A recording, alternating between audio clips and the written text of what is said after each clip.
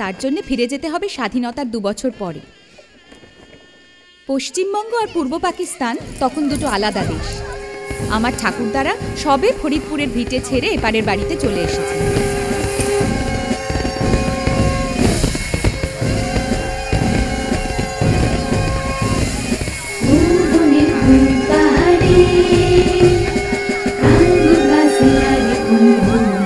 এই সময় আমার মা নতুন বউ হয়ে বাড়িতে এলেন। পাকা বাড়ি।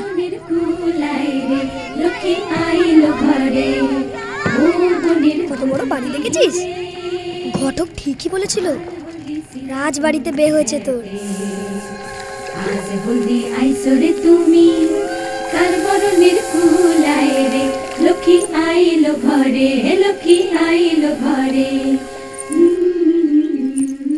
রসো,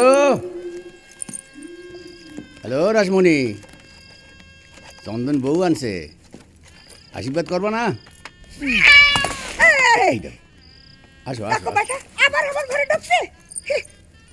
আবার ডরে তাড়াইতে পারস না তোরা? ও পয়া কোথাকার? ওই চান্দু, বিয়া করছিস বুঝলে কি 10টা হাত পা গজাইছে তোর?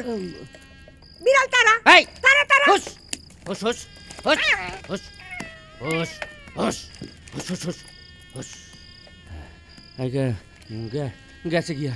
ঠিক আছে, যাও বৌমা, পেন নাম করো গিয়ে। ইনি তোমার পিস শাশুড়ি, যাও।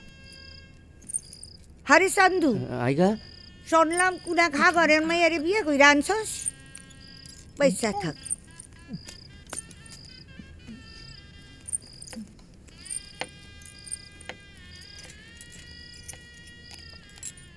আবুদ্দা বলদ, মায়ে সম্বন্ধ করলো বুঝি?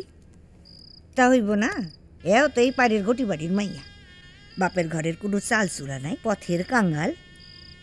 তুমি খাড়াইয়া রইলা কেন? বসো।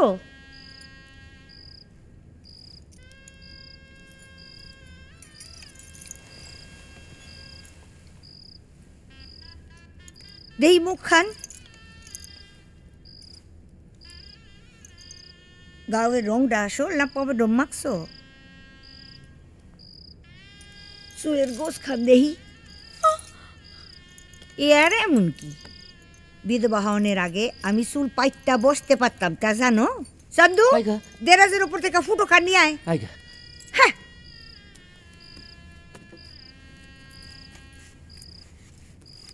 এই দেখো আমার 11 বছরের ফুটো। ম্যাম ফটোগ্রাফার বাড়ি এসে উঠাইছিল, বুঝছো?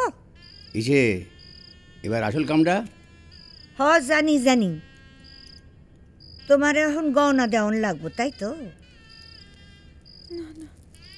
থাক, আর নেক কাশাইছ না। ডুবে গেল অতল তিমিরে, অপলক তুমি চেয়ে আছো মুখে অপরিচিতা। কুয়াশায় গড়া অলেক মানবিক কুয়াশাবৃতা।